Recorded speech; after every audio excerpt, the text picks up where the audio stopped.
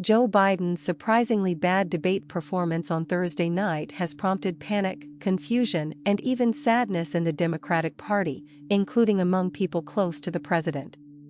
There are now serious conversations taking place at the top of the party, in the White House and in the Biden-Harris campaign about a range of options, one of which is whether Joe Biden should step down as a candidate for president. Democratic officials, political operatives, and people close to the president paint a picture of an anxious Democratic Party that is seriously concerned about the strength of their candidate and whether he can beat Donald Trump in November. Among some of the president's allies I've spoken to, there's been hand-wringing about how the preparation for the debate in Atlanta was handled.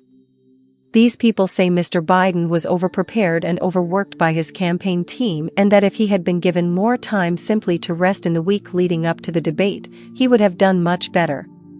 Maybe there were too many voices and perspectives and data points put in his head, one campaign source suggested to me, and that just threw him off.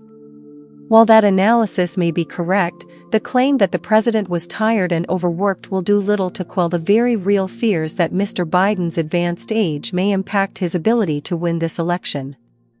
These fears over the president's age, mental fitness and stamina, and the insistence that something must be done about it are far from new. Back in September, the prominent political columnist David Ignatius, who was a confidant of Mr. Biden's, stated that the president should step aside. In February, Ezra Klein of the New York Times said much the same in a column that generated both buzz and irritation among those inside the White House. Until now, those voices have been one-offs. That changed after last night's poor debate performance. In the early hours of Friday morning, a string of high-profile Democratic strategists, pundits, and former officials joined the call for Mr. Biden to bow out. I appeared on Morning Joe, an American political morning show that the president frequently watches. Joe Scarborough, the host of the program and a defender of the president, made the point that while Mr. Biden can still govern the country, perhaps he no longer has what it takes to win the election. So where does that leave Joe Biden? First, it is important to remember that the decision of whether to continue is more or less entirely his. At this point, if he doesn't want to step back, it's virtually impossible for him to be removed from the ticket. One campaign source told me any decision to step down would be made by a very small group that includes the president, his wife, and his sister, Val Biden. Second, right now the conversation about whether to replace Mr. Biden is happening in public among pundits and former officials, but it's still only happening in private among those with actual influence.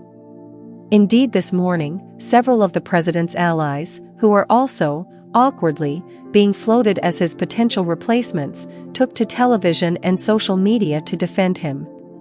California Governor Gavin Newsom said he was very proud of the president. Pennsylvania Governor Josh Shapiro told Democrats to stop worrying. Senator John Fetterman put it bluntly, saying, "I refuse to join the Democratic vultures on Biden's shoulder. My reporting suggests no changes will be made imminently.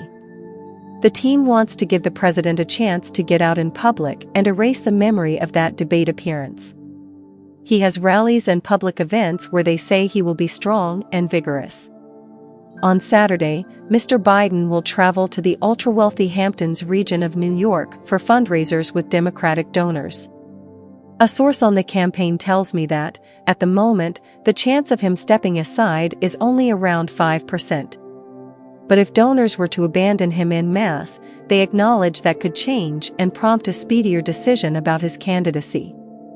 Polling on the public's reaction to the debate should filter in over the next few days. That too will guide the discussions. Already the campaign is pointing to snap polling data from the debate that shows independent voters had a more unfavorable response to Donald Trump than to Joe Biden. They hope that is replicated in later polls. Joe Biden has been discounted many times before in his political career. When he first ran for Senate, he was told he was too young. When he thought of running for president in 2016, he was told it wasn't his turn. And in 2020, many people felt he didn't represent the future of a diverse Democratic Party. He has developed a habit of ignoring skeptics. The only people he really trusts are the few close advisors who've been with him for years. I've been told those advisors, including Ron Klain and Mike Donilon, who prepared him for this disastrous debate, also happen to believe that Joe Biden is the only person who can beat Donald Trump. They were right in 2020. Are they still right today? Yes, Joe Biden has a history of bouncing back, but many Democrats are worried this time is different.